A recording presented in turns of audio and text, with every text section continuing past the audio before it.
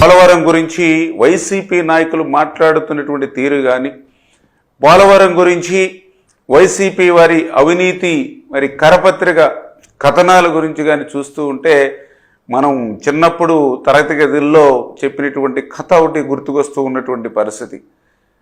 ఏదైతే ఒక పేద బ్రాహ్మణుడు మేకపిల్లని తీసుకెళ్తూ ఉంటే మరి నలుగురు 4 చోట్ల ఏంటి పంతులు గారు మీరు కుక్క పిల్లని తీసుకెళ్తూ ఉన్నారని మొదటిసారి చెప్పి, మళ్ళీ కొంత దూరం పోయిన తర్వాత రెండో వ్యక్తి చెప్పి, మళ్ళీ కొంత దూరం పోయిన తర్వాత మూడో వ్యక్తి చెప్పి, మళ్ళీ కొంత దూరం పోయిన తర్వాత 4వ వ్యక్తి చెప్పడంతో నిజంగానే కుక్క పిల్లని తీసుకెళ్తున్నానేమో అని చెప్పి పాపం ఆ యొక్క పేద బ్రాహ్మణుడు ఆ మేకపిల్లని వదిలేసినట్లుగా మరి అంటే అటువంటి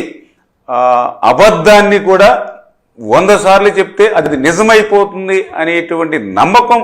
ఉన్నటువంటి వ్యక్తి జగన్మోహన్ రెడ్డి ఆ పోలవరం గురించి కూడా పదే అబద్ధాలు, అసత్యాలు అంటే దొంగే దొంగ దొంగ అని అరిచినట్లుగా పోలవరం గురించి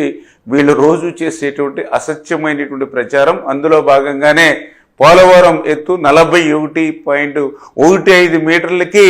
మరి తగ్గించేస్తున్నారని ఈరోజు వీళ్ళు చెప్తూ ఉంటే చాలా ఆశ్చర్యం. ఎందుకంటే చరిత్ర చెప్తూ ఉంది, మనకున్నటువంటి డాక్యుమెంట్స్ ఎవిడెన్స్లు చెప్తూ ఉన్నాయి. 2019కి ముందు